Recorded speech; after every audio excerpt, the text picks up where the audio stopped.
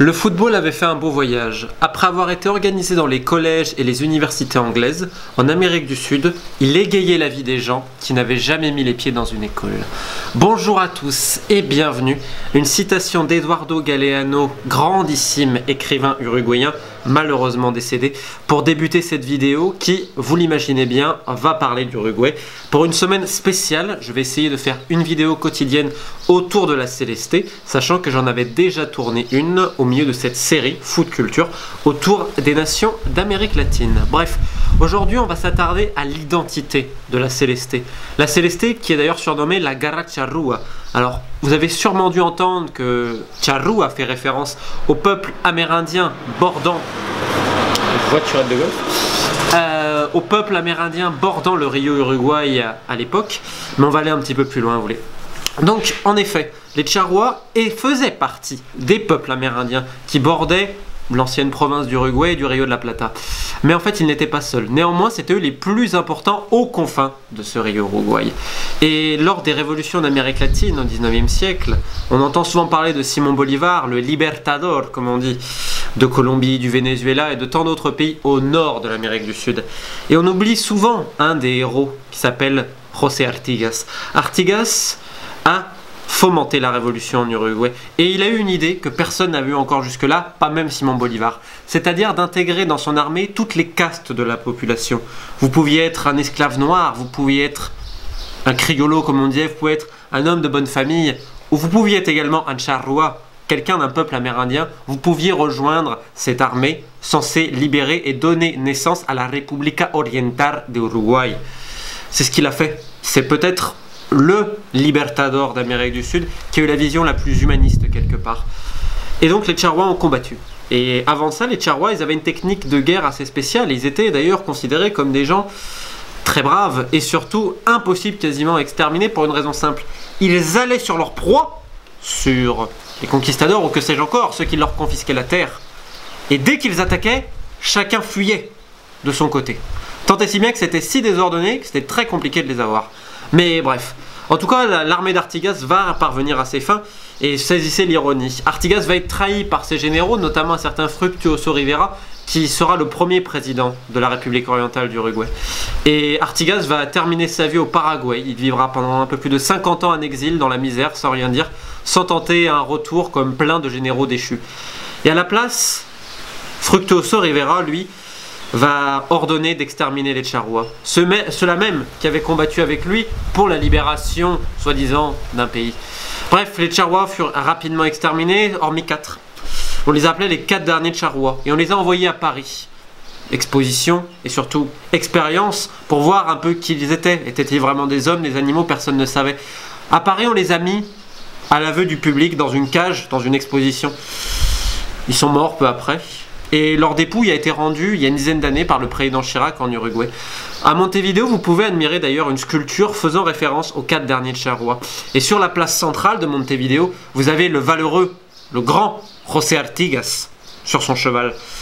C'est d'ailleurs très intéressant puisque Montevideo au centre, vous avez aussi à côté, c'est un bâtiment qui s'appelle le Palacio Salvo de 1920 qui est magnifique.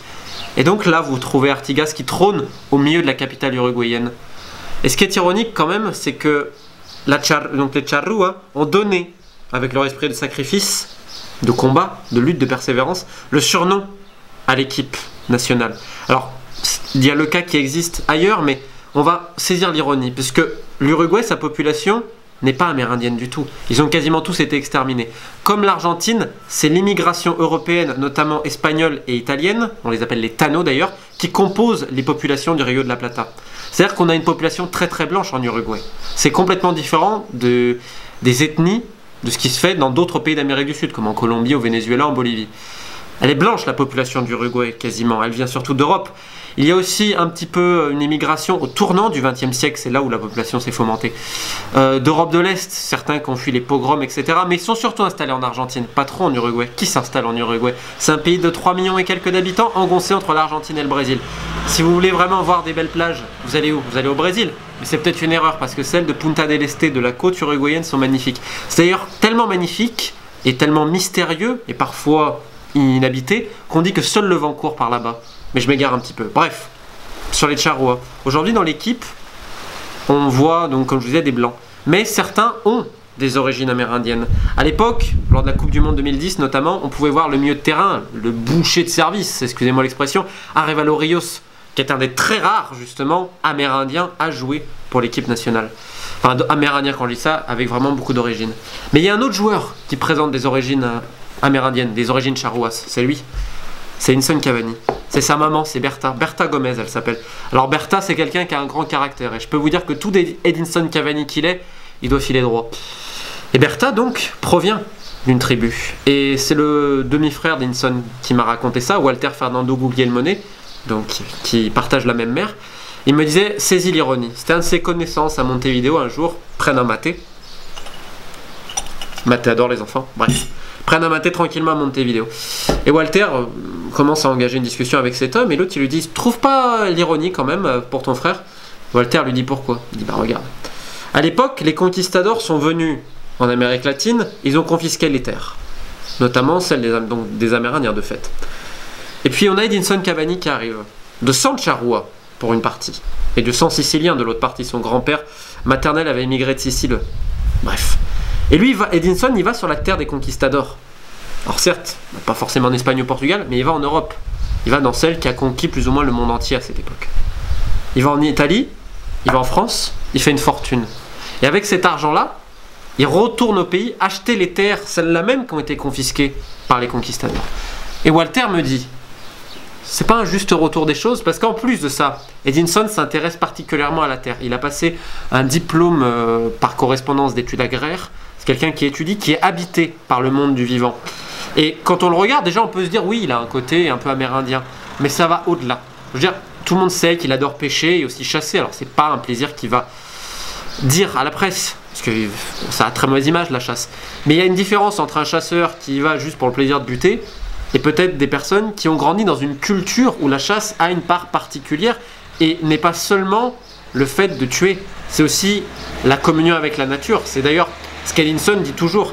Et avant de prendre la vie, que ça soit d'un poisson ou d'un animal, il va réciter quelques mots. Alors, son frère, des fois, dit que c'est d'ailleurs, c'est ce qu'il fait, quoi.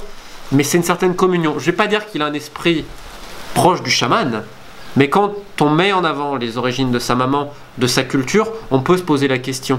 Des fois, avec son père, quand il rentre pour les vacances, il part 3-4 jours. Et ils ne prennent pas de bouffe. Il dépaisse lui-même la bête. Il fait tout parce qu'il y a un rituel à respecter pour donner le salut à l'animal. Et ce qui est très intéressant avec Edinson, c'est que les végétaux aussi sont très respectés, le monde de la mer, tout le monde du vivant en fait. C'est quelqu'un qui va peut-être pas vous parler des faits de société, mais sur la nature, il va vous en parler comme personne. C'est la fête des voiturettes de golf, je suis désolé. Et ça, je trouve que c'est à mettre en parallèle avec l'histoire de son pays, un pays qu'il aime plus que tout. Et quand on le voit aussi habité avec la sélection, c'est que ça va au-delà. Et c'est ce que je vous expliquais ces prochains jours entre le Maestro Tabarez et plein d'autres choses. L'Uruguay, cette équipe de foot, c'est une identité. C'est pas simplement une identité de jeu, c'est également une identité nationale qui se puise au final dans les fiertés de ses racines métissées. Et contrairement à beaucoup de cultures qui cherchent un peu à cacher ses racines métissées, l'Uruguay fait l'inverse. Et c'est une des particularités d'un petit pays, comme je le dis, engoncé entre deux géants, mais qu'aujourd'hui est en quart de finale du mondial contre la France et qui, je crois, a un jeu unique et une vision de voir le football sans autre... je sais même plus ce que je veux dire, sans aucune commune mesure. Voilà, vous m'avez compris. Je suis un peu ému en parlant de tout ça parce qu'en fait, je parle tellement d'Uruguayen quasiment. J'ai passé tellement de temps, que ce soit pour ce livre et tout. J'ai une certaine tendresse maintenant naturelle pour certains destins quand je vois des gens qui m'envoient plein de photos, etc. Je sais pas, à travers le football, ils ont cette idée du partage, de leur culture, de leur tradition, de leurs valeurs. Et moi, ça me touche. Tu sais, comme disait Godin, avant de rentrer sur le terrain face au Portugal, il leur a dit « Hoy jugamos por la madre, jugamos por el padre, jugamos por el vecino. » Aujourd'hui, on joue pour le papa, pour la maman, pour le voisin. Je vous souhaite à tous une excellente fin de journée. On se retrouve donc demain pour une autre vidéo sur l'Uruguay.